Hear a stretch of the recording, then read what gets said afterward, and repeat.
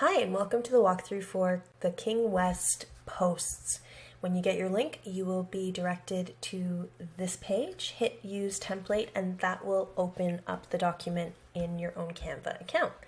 And when you're here, you might want to head over to File and make a copy, and that just creates a master copy that will be held on your home page so you can refer back to it if you ever want to start from scratch or have access to the original document without having to download the whole thing over again. Once you've done that, you are good to head over to Uploads, upload an image or video, and then upload your listing photos. And I would recommend that you don't upload them all, because then you can be sitting here for an hour waiting for them all to upload. Choose 10 to 15, and that's more than enough to work with these posts here. And once they're uploaded, they'll look like this in your Canva library. And then you can just get to work on changing all the elements, and that's what I'm going to show you how to do with a few tricks and tips. So these are photo boxes. You just grab the photo that you want to use, hover it over the box, and then it will pop directly into place. So I'm just going to do that again. I've grabbed a photo, I'm hovering it over the box, and it pops right into place. I'm going to double click it now, and then I'm going to move it around in the frame until I'm happy with the positioning of that photo.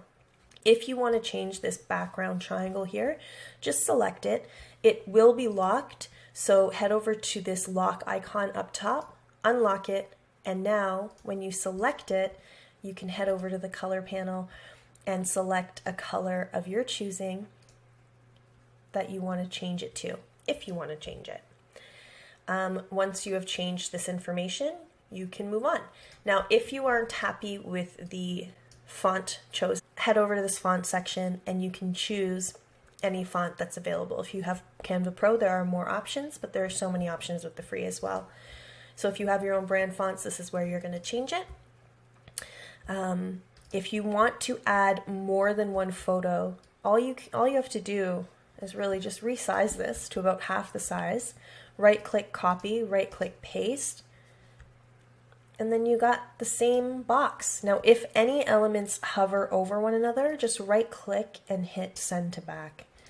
Now, what I'm going to do is double-click this and move it around in the frame. You can even resize it in the frame, and then you can just play around with that however you want.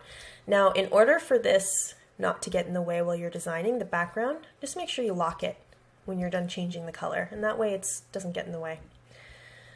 When you're done playing with this first image up here, I'm just going to leave it the way it was because I liked the way that looked.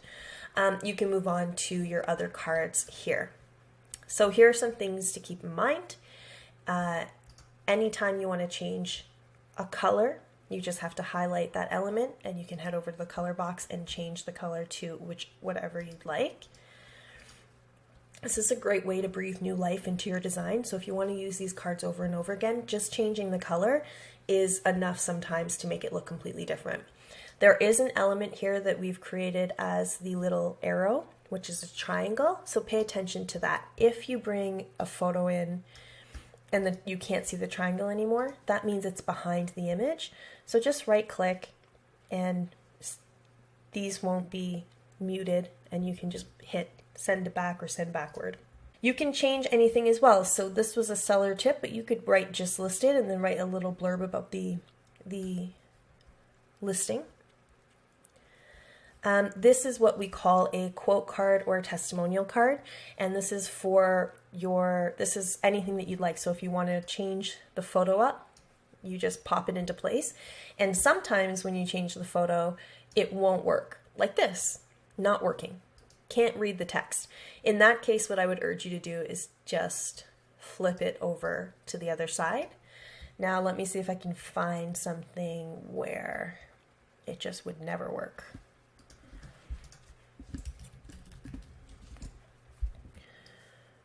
If I use that, the text disappears completely, but it's a background that I really want to use. That's okay. I'm going to change the elements to a lighter color, and then you'll be able to read it. No problem. This box here has a transparency effect on it.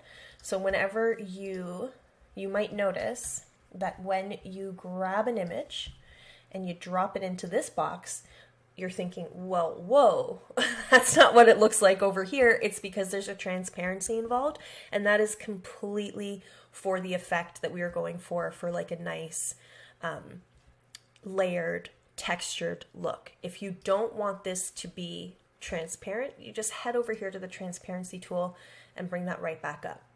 So for us, we liked it. I'll leave it at 50. It just adds that kind of texture to the document. And then you can just pop any of your photos into place. These are 2 elements. If you want to move this around as one element, these are 2 separate elements right now, a triangle and a rectangle. Select the triangle, hit shift on your keyboard, and while you're still hitting shift, keep holding shift, you're going to select the rectangle box. Then you can let go of shift, right click, group, and that's going to group these 2 elements together, make them one, and you can just move them around wherever you'd like. This again is a testimonial or quote card, and you can add photos in the background of it. So you can just take any photo you want just to add a little bit more visual appeal. If you notice that the photo isn't transparent enough, you head over to transparency. So this one's pretty white, so it works fine, but some of the photos that you might want to use are a little bit distracting to the text, in which case you might want to keep them transparent. So that won't work. So we're going to bring that right down to just give the hint of a photo, and that's how you would do that. Again, these are 2 elements, so just be careful when you're moving them around, or be mindful that they are 2 elements. You might have to move them around to make it work. And when you're happy with the way that everything looks and you've changed the colors and the fonts to match your brand, or you haven't because you love the way everything looks as is, then you are ready to download. And you're just going to head over to download and download as a PNG file. And you can choose, if you're using this as an ongoing template and you're only changing 1 or 2 at a time, you can actually head over to this drop down and choose which slides you want to download. So you don't have to download all 10 every single time. Then you're going to hit download and it will become a zip file on your computer. You open that and you're ready to send it to yourself any way you normally send yourself Instagram posts. So Google Drive, Dropbox, email, or AirDrop even, and then you're ready to post. I hope this was helpful, and if you need any more help, please feel free to head over to 4th Street Creative /tutorials for our large resource library. Happy designing!